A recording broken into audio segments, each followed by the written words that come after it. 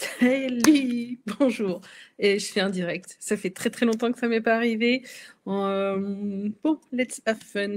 On s'amuse. J'avais très très envie de vous parler aujourd'hui.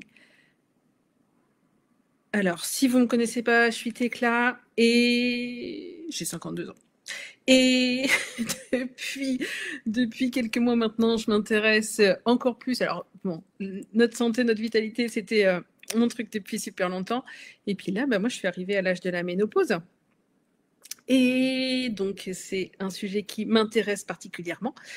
Et puis en plus, voilà, mon corps à moi, mon corps, il a fluctué avec le poids depuis de nombreuses années. Et il y a quelques années, j'avais entendu dire qu'une fois que tu arrivais à la ménopause, eh ben, c'était fini. Il n'y avait plus rien que tu pouvais faire. Sauf que j'ai vu, moi, à ce moment-là, que le poids, ça voulait aussi dire peut-être soucis par rapport à l'hypertension. Alors, diabète, je ne suis pas vraiment allée vérifier, mais en même temps, il y a des signes que je connais parce que j'ai fait des études d'infirmière. et, et voilà, donc il y a peut-être des mots qui vont parler à quelqu'un, mais polyuro, polydipsie, quand quelqu'un fait souvent pipi, qu'il a souvent soif, eh ben, ça peut être un signe de prédiabète. Bref.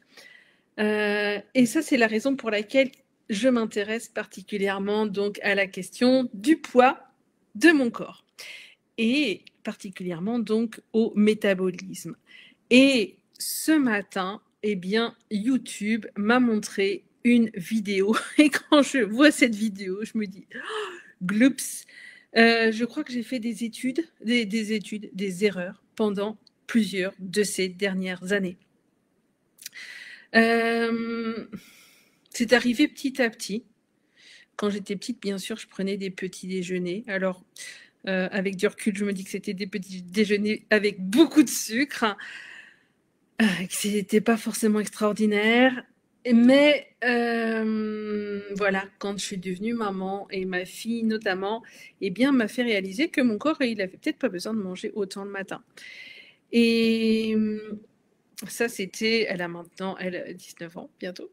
Donc, ça fait déjà quelques années, ça fait une quinzaine d'années. À l'époque, on n'entendait pas beaucoup parler du jeûne intermittent, mais c'est venu et quand les informations au sujet du jeûne intermittent sont arrivées, ben, je me suis dit que ça corroborait voilà, ce que l'expérience me faisait vivre depuis quelques années. Donc, c'était tout bon. Et puis, je réalise depuis maintenant quelques mois que j'ai un métabolisme qui n'est sans doute pas très performant. Alors d'ailleurs, ça c'est une question. Comment est-ce qu'on peut savoir si son métabolisme est performant? Toujours est-il que je suis en train de découvrir des choses, notamment par rapport à la chronobiologie. Et puis ce matin, eh bien, écoutez, YouTube m'a montré une vidéo, je vais vous la partager. Et alors, ça va pas, c'est une vidéo qui n'est pas en français. Tac, regardez, est-ce que je peux vous la montrer? Partager l'écran, voilà. Autoriser, voilà. Sauf que c'est pas ça que je vais vous montrer. Toc. Partager, voilà, ici. Donc, cette vidéo, comment le jeûne intermittent a des effets sur le métabolisme des femmes. Alors, métabolisme, périménopause et hormones. C'est une interview sans doute d'une femme qui s'appelle Dr Stacy Sims. Et elle explique eh bien, que le cerveau des femmes et le cerveau des hommes n'est pas le même. Donc là, c'est lui qui pose des questions. Mais voilà, notre cerveau, en fait, à nous les femmes, et le cerveau des hommes, il n'est pas fait pareil. Il n'est pas fait pareil. Et en fait, si les hommes réagissent plutôt bien au fait de faire notamment des efforts et du sport peut-être, eh bien, même sans avoir mangé, a priori, nous, quand il s'agit de nous, eh bien, c'est beaucoup plus mauvais pour notre cerveau. Et alors, ce qu'ils expliquent, c'est qu'en fait, on a une poussée de cortisol dans... En fait, il faudrait que vous alliez chercher cette vidéo-là, et puis vous pouvez faire comme moi, vous pouvez mettre les commentaires en français. Parce que je ne vais pas vous faire la traduction là comme ça, même si ça dure que 9 minutes. Comment dirais-je? Qu'est-ce que je voudrais dire? Ouais. Donc, notre corps a une poussée de cortisol une demi-heure après notre réveil. Et le cortisol, c'est l'hormone qui nous permet de réagir quand on est en situation de stress. Et quand on est en situation de stress, eh bien, dans l'idéal, et ça c'était il y a déjà longtemps, mais dans l'idéal, il faut savoir soit réagir, soit avoir l'énergie pour s'enfuir. Et donc, le cortisol, eh ben, c'est ce qui nous permet ça. Sauf qu'aujourd'hui, eh bien, on est souvent en situation de stress, mais sans la possibilité forcément de réagir ou sans la possibilité et l'envie de s'enfuir non plus.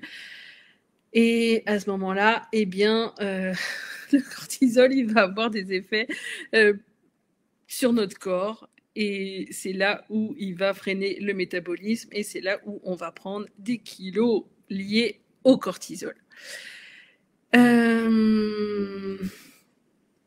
Et donc, une bonne idée, quand on est une femme en période de ménopause ou de périménopause, eh bien, ça va être de prendre un petit déjeuner rapidement.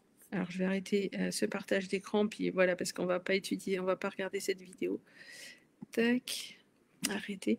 Donc, de prendre un petit déjeuner, et puis dans l'heure qui suit le réveil, j'avoue que quand on a pris l'habitude de ne pas manger le matin, bah, des fois, on n'a pas faim. On se dit qu'on n'a pas faim et qu'on peut attendre.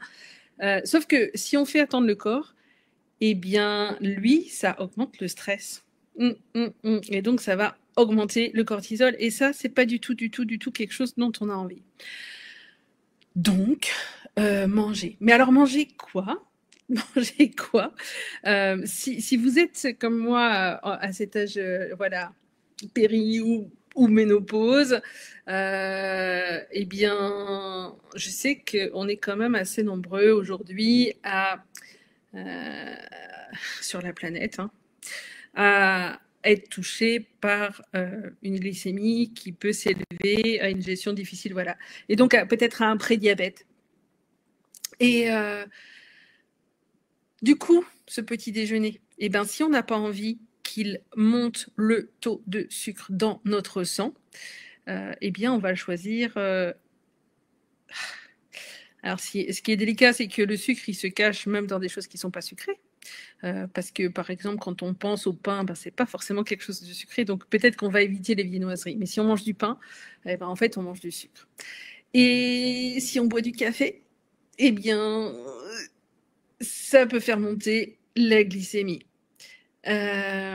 Donc, à quoi il pourrait ressembler ce petit déjeuner? Eh bien, dans l'idéal, il est fait plutôt de protéines et puis je vais dire aussi de gras. Bon, je vais le poser là. Ça, c'est pour celles et ceux qui ont entendu parler de l'alimentation cétogène. Il faudra que je fasse une autre vidéo sur le sujet de l'alimentation cétogène. Je sais que c'est une question qui est intéressante à se poser. Mais c'est quoi l'alimentation cétogène? Bon, ce n'était pas le sujet pour aujourd'hui. Aujourd'hui, c'était cette idée que le jeûne intermittent, eh bien, il peut être en fait plutôt négatif pour nous, les femmes en âge d'être ménopausée, bon, sans doute avant. Dans cette vidéo, la femme, quand elle parle, la médecin, quand elle parle, elle explique que parfois les gens, ils font ce jeûne intermittent pendant des années, puis ils ont vraiment l'impression que ça leur fait pas du mal, mais ça pourrait en faire plus que ce qu'ils pensent. Si vous avez des questions sur le sujet, eh bien, notez-les-moi et puis je vais, moi, de mon côté, approfondir le sujet. Ah oui, je vais quand même en profiter pour dire que pour ce qui est du métabolisme, il y a une solution, un breuvage à base de plantes qui est arrivé dans ma vie il y a maintenant quelques semaines, qui a des effets bluffant. Je vais mettre des photos en commentaire. sauf sur... ouais, je vais mettre des photos en commentaire. Sauf sur YouTube. Apprendre à communiquer avec vous tous sur les réseaux, c'est tout un art. En tout cas, voilà. Faites-moi signe si vous avez envie d'en savoir plus sur cette solution à base de plantes pour le métabolisme. Donc, ce qui n'empêche pas, bien sûr, de prendre un petit déjeuner. Au contraire. Voilà. À très vite.